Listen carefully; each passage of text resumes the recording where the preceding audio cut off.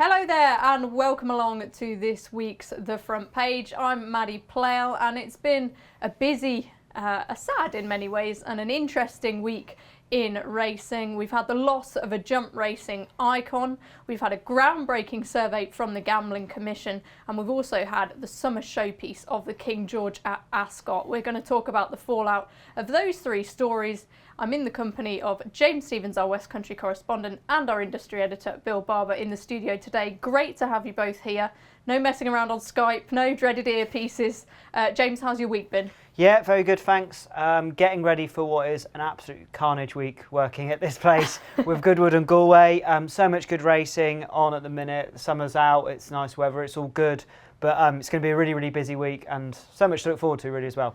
Indeed. Bill, you produced a lot of column inches last week, as ever, one of the hardest working members of the Racing Post, and I'm sure you're going to tell us a bit about that in just a moment, but how have things been? Yeah, well, as you say, it's been a busy week. So, and yes, as we'll discuss shortly. But yeah, all good otherwise, thank you. Fantastic. So I've teased the three stories that we're going to be discussing on today's show. We're going to start off with your story, Bill. In the first annual report of the Gambling Survey for Great Britain, the GSGB, it was released on Thursday. There's been lots of talk about this survey beforehand, the statistics used, how they're used, how unreliable they are, or at least how much they can be questioned, and the responses to them, what it means to the landscape of gambling in this country going forward, particularly with regards to the affordability checks and racing's all-important income streams.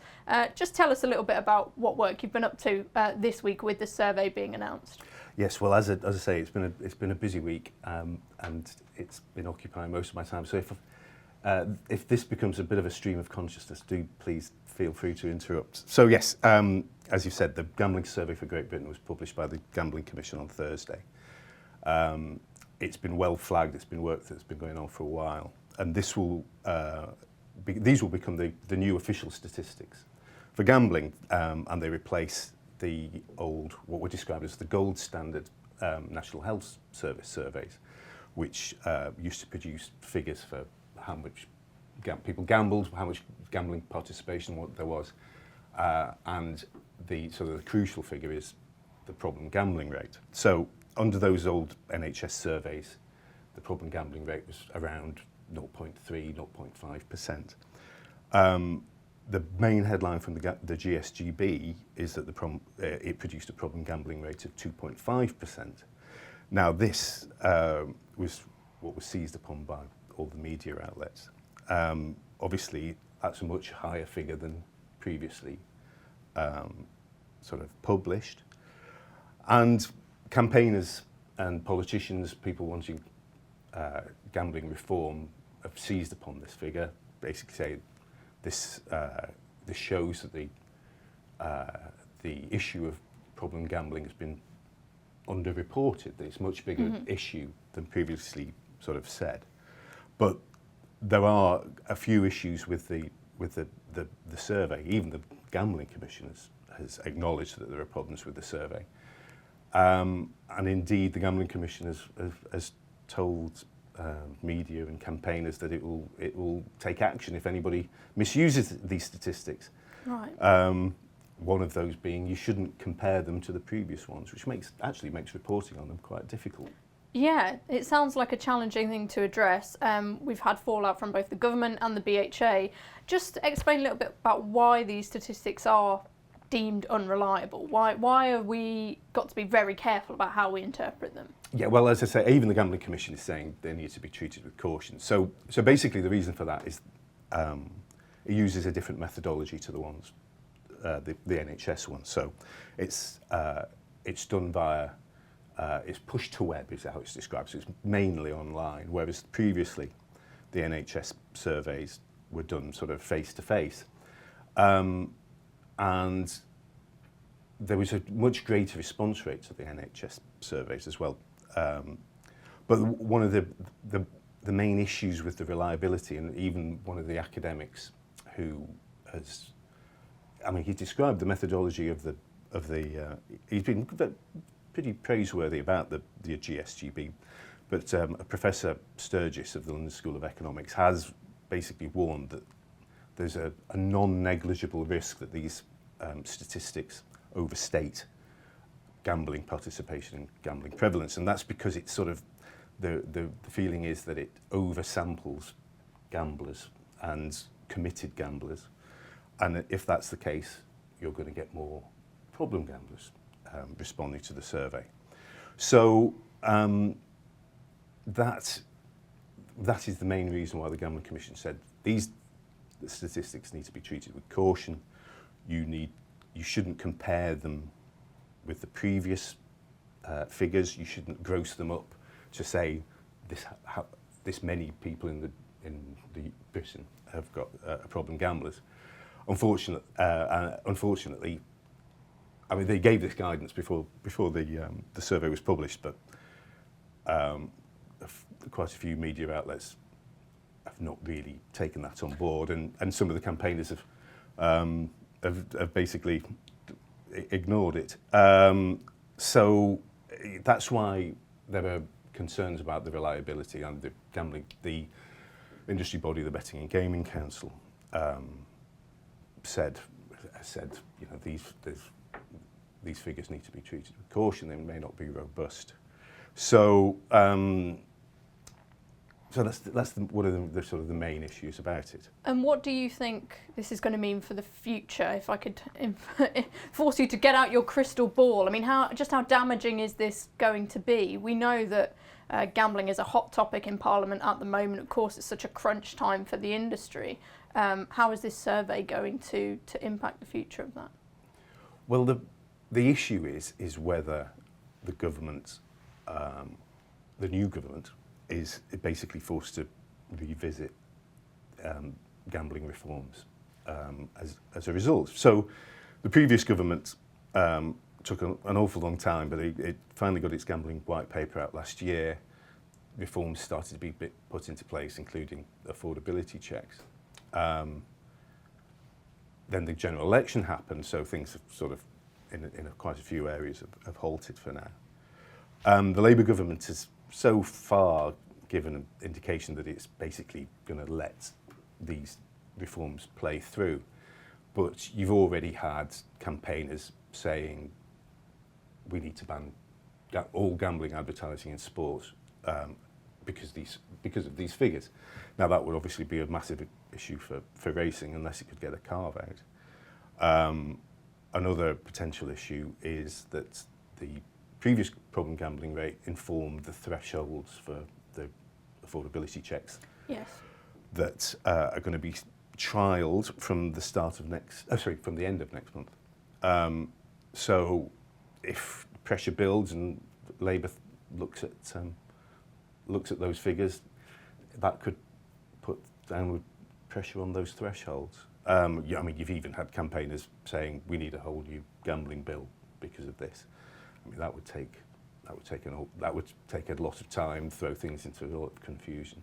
So it really depends on what the government says. The government has said it will carefully consider this new survey. We've got a new gambling minister, Baroness Fiona Twycross, whose appointment was announced the day before the survey came out last week, which is a bit of a surprise because everyone was expecting Stephanie Peacock, who'd held the position in opposition to continue as gambling minister. So she's she's going to have this survey sort of plonked on her desk. She's got to somehow get her head around all this rather heavily caveated figures.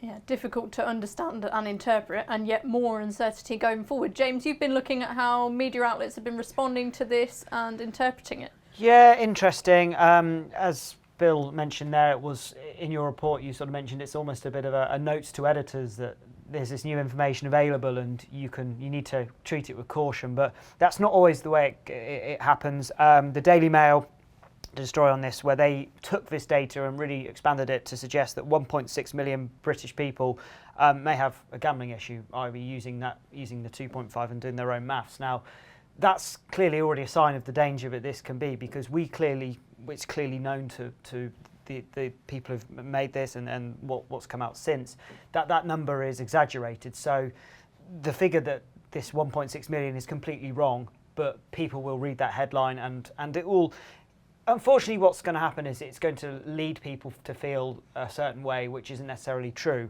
and that's what's dangerous about this misinformation, is that things can change and people's perspective are created over information that's not necessarily true.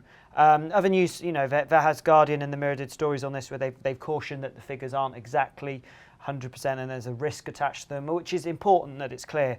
But the issue is, as Bill knows, that this is just news reporting on free leading news websites.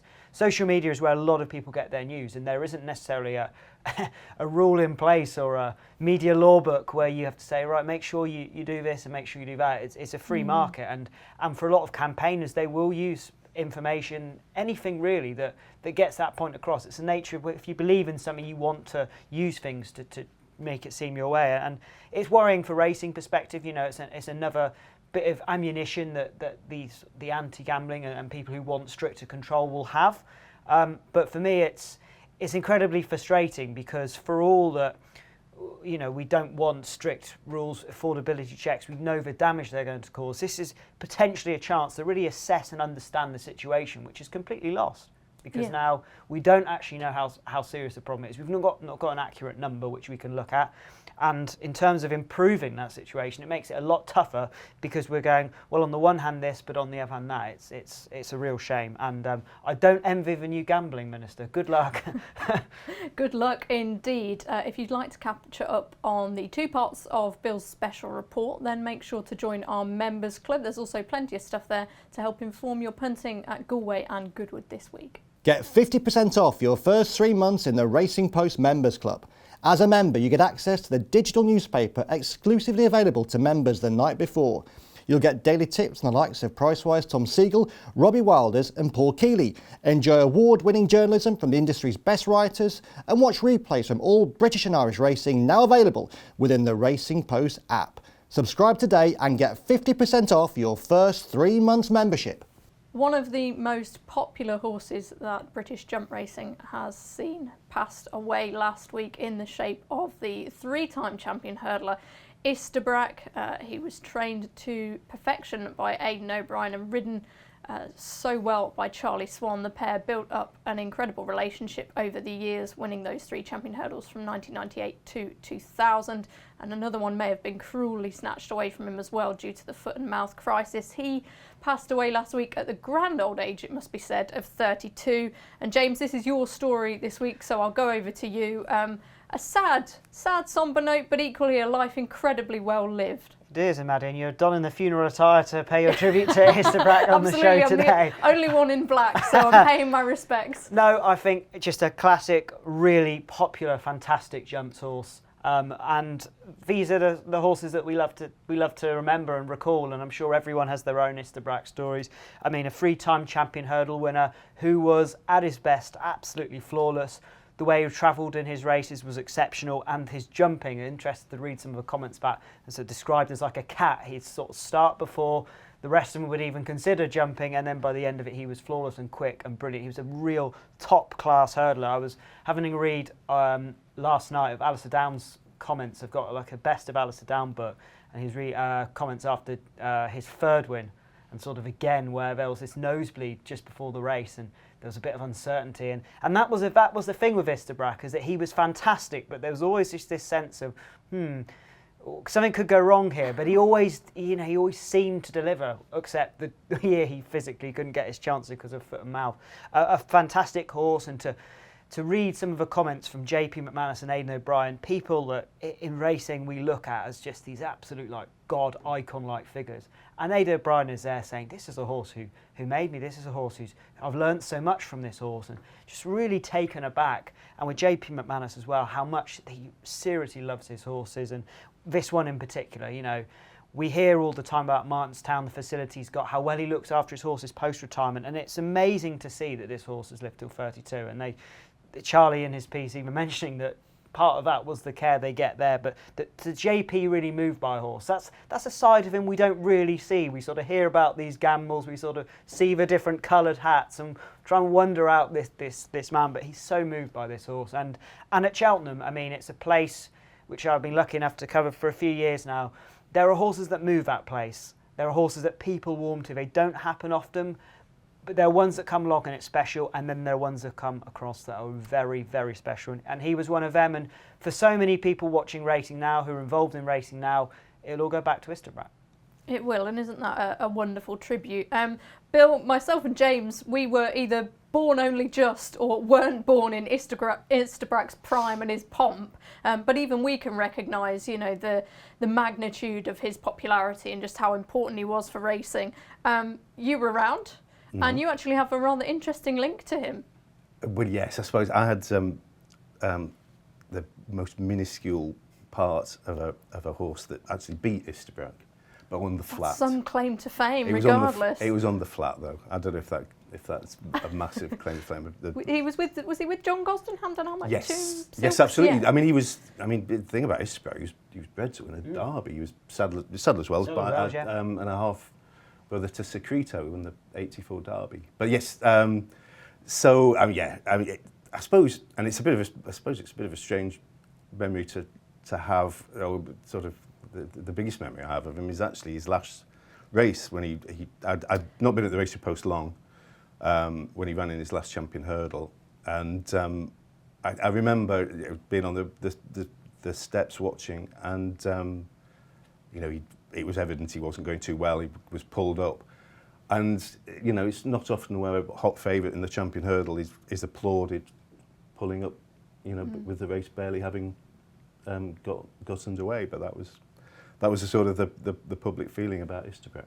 So yeah, if you could sum up what he meant to people, I mean, the 14 Grade 1s, that's exceptional, really. We've seen some incredible hurdlers in recent years, you know, Hurricane Fly, many horses who have won a similar amount of Grade 1s. But what do you think it was that sort of attracted people to Istabraq? Well, I mean, I suppose he was just a winning machine, really.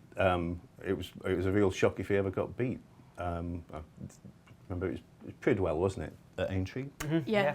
I mean, that was earth-shattering that Istabraq somehow got beat. He was just a winning machine, just flamboyant jumper, just never, you know, he was just a top-class hurdler. And I suppose one of the things was it sort of harked back to that golden era, which I can just about remember, of the Monks Fields and Night Nurses and Sea Pigeons, and a bit of a throwback to those days. You know, someone who could be held in comparison with those great names. Yeah, well, I'm sure it won't be the last time that we reference the great old Istabraq when discussing the new pretenders, the likes of Constitution Hill, the upcoming jump season. So yeah, thoughts with all who were involved in a wonderful career and what a legacy he leaves. Now, onwards, and we will continue talking about another huge figure in racing, the winner of the King George and Queen Elizabeth Kipco Stakes, just after this.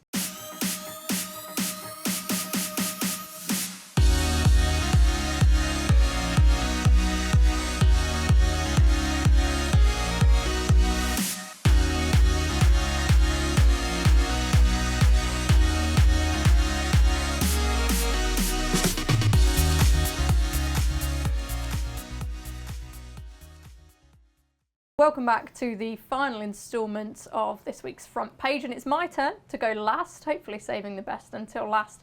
I was at Ascot on Saturday to witness a fantastic King George. Auguste Rodin was sent off favourite for the second consecutive year. That top-class horse was bidding for a 7th Group 1, but it wasn't to be. There was a shock in the case of the French-trained Goliath, who travelled ultra smooth under Christophe Soumillon to win the race for France. Plenty of fallout, including from Aidan O'Brien, who said that the ground was nowhere near as described. He launched a bit of an attack on Chris Stickles, but an incredibly absorbing race, one that had great intrigue from a tactical perspective. Hans Andersen, Luxembourg went off fast. Rebels Romance was in the box seat. He was a key fancy for many.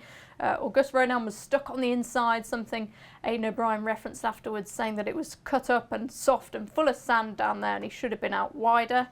The key protagonists did come from further back. Goliath was settled further behind after his effort in the Hardwick Stakes last time, and Blue Stocking was near enough last, and she came with a storming run to finish second. it was a really, really interesting race. We were talking about it before, James. I often think when results like this happen and they're a bit unexpected, people can just discard them straight away as a fluke. But you know, there was no fluke about the style of the performance anyway. And now this horse is a gelding, so we won't see him in the Prix de l'Arc de Triomphe later on this year. But he does have plenty of other options, including back at the scene of the crime for the Champions Stakes. Connections also wondering whether they'll take in the Grosser Preis von Baden-Baden. But Goliath, let's give him the credit he deserves. This was a mega performance. Wasn't really asked for maximum effort under Christophe Soumillon. Were you as surprised as everyone else? I was massively surprised. I'd love to say I was one of the people that saw the form lines and stuff, but not at all. The way he travelled through the race, it was a textbook way to win a middle distance race, wasn't it? You travel like the best horse, and then you find plenty, and you finish strong at the line. He did everything right in that perspective, and you can't watch that race back and think, okay, there's any fluke about it at all. The RPRs 128 would say he's up there with Adia Hookham last year, same sort of. So it's a very good performance. The way the race panned out was a bit interesting because some of the fastest sectionals were quite early on in the race. So yeah. It really put it on, as in the pressure was on staying, and he stayed very well. So interesting from that perspective, but I don't think you can look at it as a fluke at all by the manner in which he won. Really, really impressive, and it's an interesting race with all the different form lines from around the world. And you know, the more you look back through his form, he's been an improving horse all the time. And you mentioned there about the gelding, the cruel clip, which means we can't see him in the Arc. I mean, it is a shame we don't get to see him, and the King Edward winner, the name always escapes me, of a very good King Edward winner. Calandagan, thank you very much. Two very exciting middle distance horses that don't get to run in the Arc.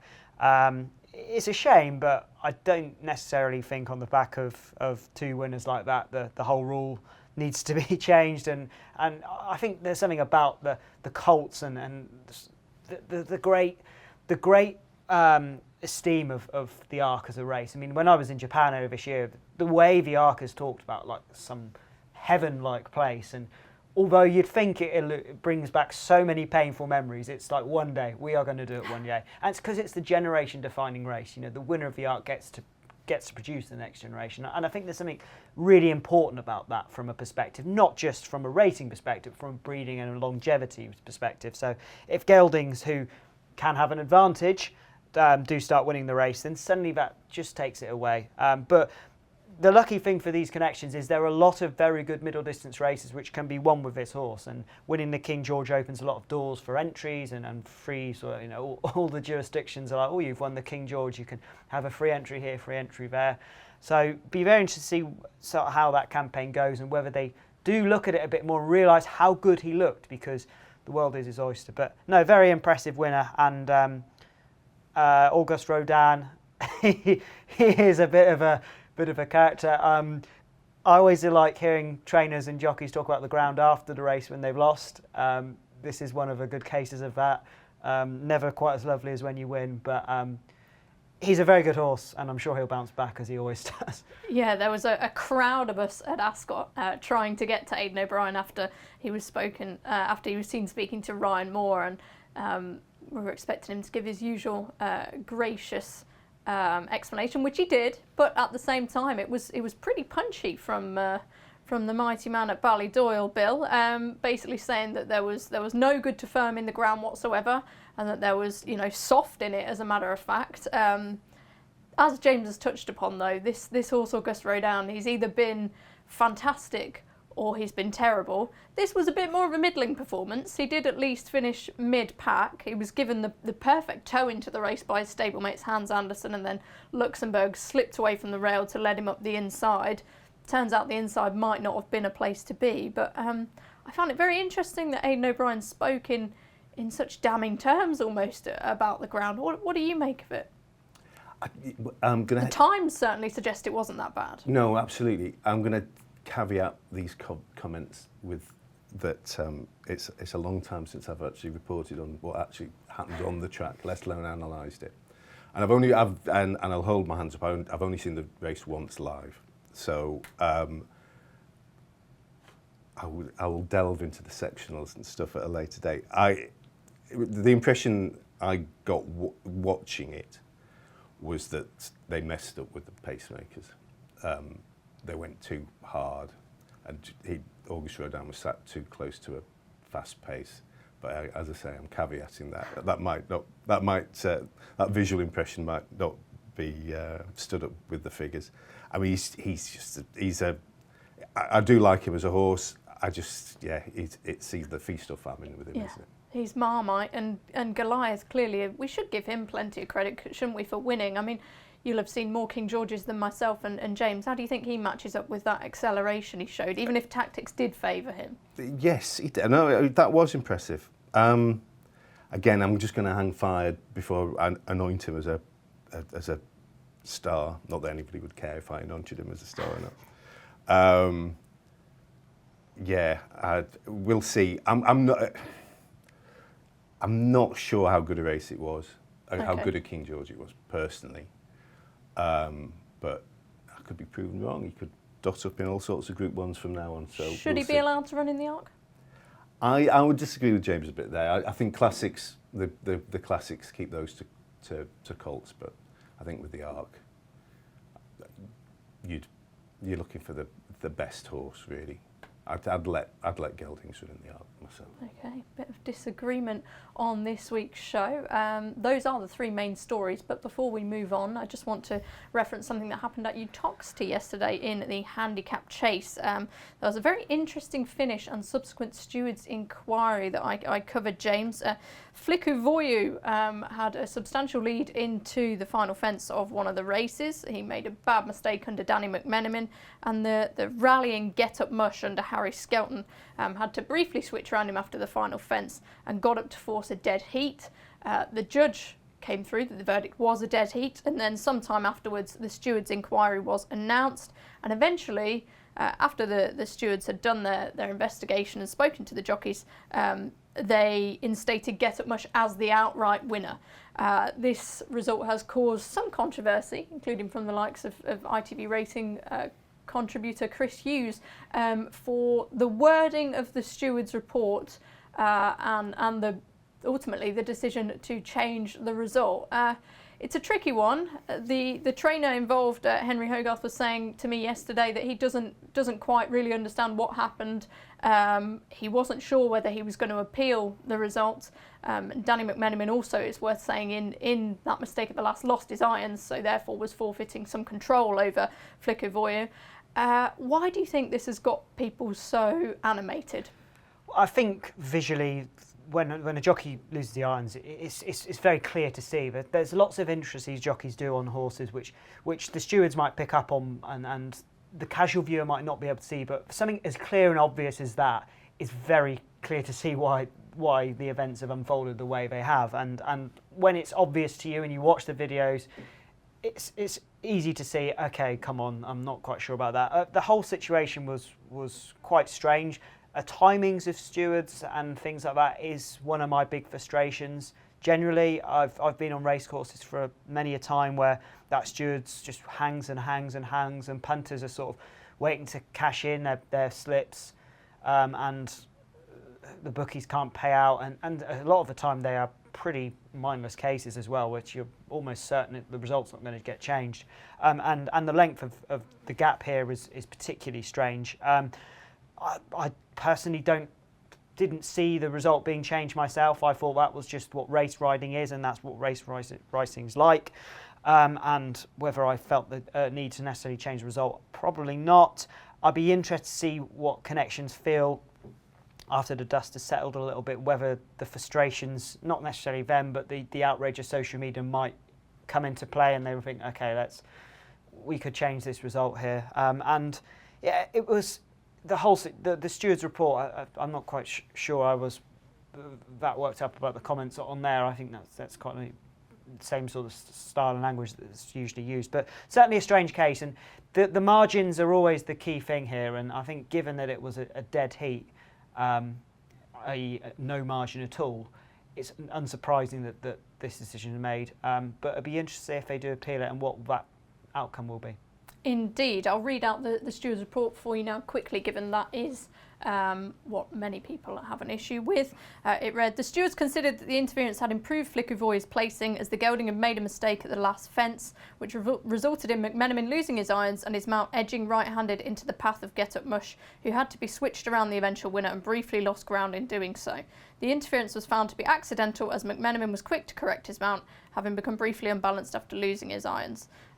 So yeah, the wording of that is slightly confusing, but I'm sure we'll hear more on the case in the next couple of hours, let alone days. But that's where we're at with Uttoxeter at the moment.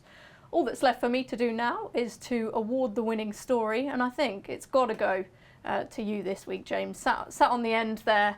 Istabraq was such a legendary figure in racing. Yep. And we'll all miss him, and it was great to see those updates in his retirement, wasn't it, with them celebrating his 32nd birthday. That's an incredible age for a horse, isn't it? Yes, it's quite remarkable, and I think it says a lot about how well he's been looked after throughout his career that he's lived to that age. But yeah, not bad getting a jump story in between the King George and Glorious Goodwood, and Galway, of course, should I say. But yeah, in between those two especially is I'll take that. That's a highlight for me on my front page trips. Fantastic. Well, all that's left to say is we look forward to hearing your comments on the video. Comment down below with your thoughts on this week's big stories, and we'll see you again in a week's time. Thank you so much for joining us. Thank you to James and Bill, and we'll see you very soon.